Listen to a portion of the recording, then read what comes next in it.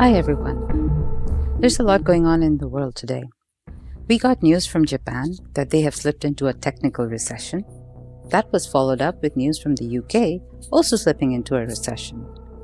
While equities reacted to this positively, hoping that this would mean easier central bank policies for both countries, we examined the components of GDP growth and what could happen from here in more details.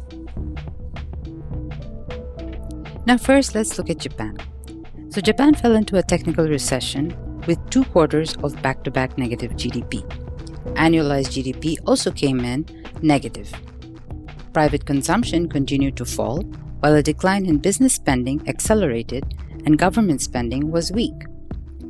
Exports came in positive because of a weaker yen. But the same weaker yen also means imports are more expensive, causing inflation and an upward increase in prices. Now, almost 80% of the categories show accelerating inflation, and food inflation continues to remain very high in Japan. Real wages are still negative. Fiscal policy and government spending was meant to offset some of that decline, but it looks like it wasn't enough. So what does this mean? This makes the path of rate hikes a little bit more uncertain for the Bank of Japan. The immediate market reaction was that equities closed higher as traders price in the idea of continued easy monetary conditions. On the one hand, the Bank of Japan doesn't want to hike too early so that they quash inflation so much that it becomes deflation, and on the other hand, the government wants them to hike enough so that people can start spending again. A decision will likely be made after April and the spring wage negotiations, but the Bank of Japan will likely not wait for positive wage growth. They have already hinted that hiking will be very gradual and conditions will remain easy. A recession makes being careful even more plausible. So what does this mean for equities?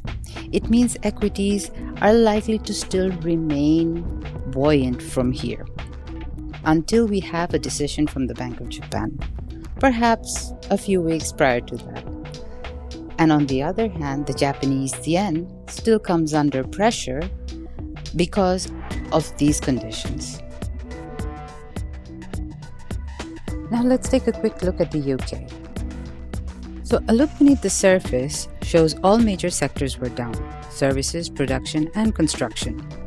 On the expenditure side, there was a fall in exports, imports, household spending, and government consumption.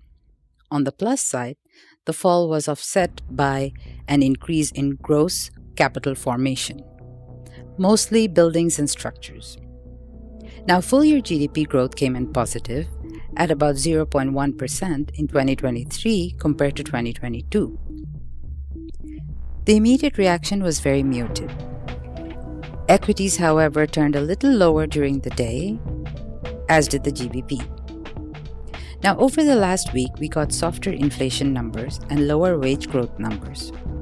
While both are heading in the right direction, they still remain higher than other developed markets and compared to the UK's target levels. But this recession print now puts the Bank of England in a pickle concerning rates by summer. The question is whether they should or shouldn't cut. My view is that they will wait until the summer. The meetings are on the 20th of June and on the 1st of August. I'm thinking more on the 1st of August because this recession is still very mild in the face of how high inflation remains. By that time, they will receive a few more good inflation reports and real GDP growth may actually come in positive. The effect on the GBP is it remains strong. If the Bank of England decides to push back rate cuts, that will continue to give GBP some strength. On the other hand, equities will continue to see some pressure. If you enjoyed this video, please like and subscribe and stay tuned for more updates.